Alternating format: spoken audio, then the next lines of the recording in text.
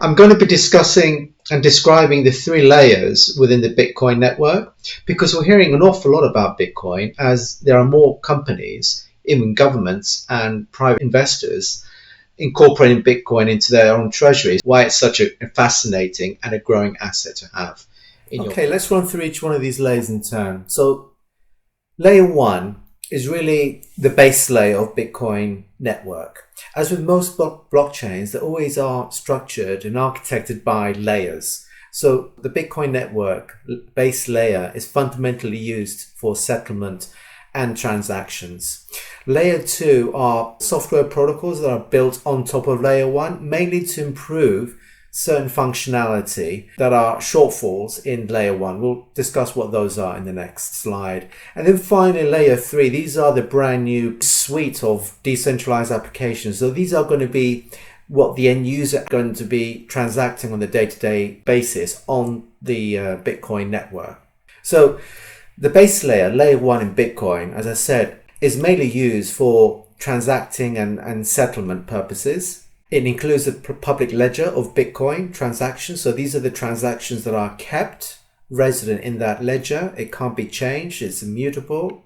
It's trustworthy. It cannot be tampered with. So all of the attributes of a blockchain applies to this same public ledger in the Bitcoin network. It involves network nodes that are used for verifying and validating transactions under this proof of work consensus mechanism, for committing new blocks, verifying new blocks before they actually get committed onto the public ledger. It's been launched in 2009, so it's been around for 15 years. It's quite new, but it's growing. But what are the issues of layer one? Well, firstly, it's very slow speed. It takes up to 10 minutes for a brand new block that contains the new Bitcoin transactions to take effect on the public ledger. So it's quite slow, and it has high transaction costs. So these are the main two issues on the Bitcoin layer one. Layer two, now these are what I call the software protocols. So these are the software components that make some certain improvements on the Bitcoin layer one. So it addresses the issues of the slow speed. So it replaces that with much faster processing speed and lower transaction costs.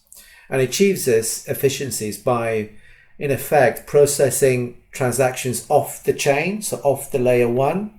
It then transfers back to layer one for final settlement. So what are the examples of these layer two protocols that sit on Bitcoin? Well, these are noted here. You've got the Lightning Network, the Liquid Network, and the Omni Layer. So these are three most famous software protocols that are actually being worked at the moment.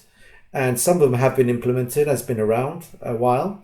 These three software protocols aren't what the end user are going to be seeing. They're going to be seamless. As I said, they're mainly there to address the layer one inefficiencies. So you've got the Lightning Network, which is really used for fast, smaller value, what we call micropayments. It also has fast transaction confirmation. So rather than 10 minutes, which is happening on the layer one, they occur in a matter of seconds, up to a minute. It also has very low transaction fee, which is very different from layer one. It's really costly and expensive in comparison. And it handles and supports micropayments, even down to the nth decimal place of a Bitcoin. So you can see the possibilities under this Lightning Network for mainly e-commerce, if you like, buying a cheap book or a small value shopping, grocery shopping online via the Lightning Network. That will be a perfect vehicle for that. Another example of a layer two is what we call Liquid Network. This Liquid Network is a side chain to begin with, right? And it's mainly used for traders and crypto exchanges, so for swapping tokens from one token to another. It also, as with Lightning Network, it supports fast processing and settlement of Bitcoin and US Tether transactions. It's also governed by a federation of 57 crypto platforms, as having greater momentum. As with the Lightning, it also has confirmation speed up to around from anywhere from a few seconds to a minute, and also has very low transaction fees, a fraction of a cent. So the Liquid Network is an alternative Lightning Network. They pretty much act the same thing, but in addition to retail like small value transactions that happen faster and cheaper. It's mainly used for traders and crypto exchanges. And then finally, Omni Layer, you can think of it as a place for creating and selling new tokens or custom tokens, or what we call here crypto coins and assets on the Omni Layer. It's one of the oldest layer 2 projects out there. It's known as Mastercoin, and it currently has over 800 custom coins and tokens, and it facilitates trading among asset issuers and with BTC and US Tether. So think of Omni Layer as a place, as I said, for creating those new NFTs and custom tokens on the Bitcoin network. So it's just another use case on top of the Bitcoin network itself. And then finally brings us to layer 3. Now, for me personally, in comparison with the other 2 layers underneath, layer 3 is where we're going to see the greatest opportunity, because this is the place where you're going to have a lot of apps that the end user are going to be able to see, touch and download onto their smartphones, for example, and to be able to transact through it on a day-to-day basis. It's going to be much more intuitive, and it's going to be more fluid. There's going to be an awful lot of applications at this layer 3, precisely because it's where the end user is mainly going to interface and transact their day-to-day transactions through the Bitcoin network at this layer 3. So it's a tremendous opportunity. So for me, layer 3 is where we're going to see the greatest amount of dApps being created.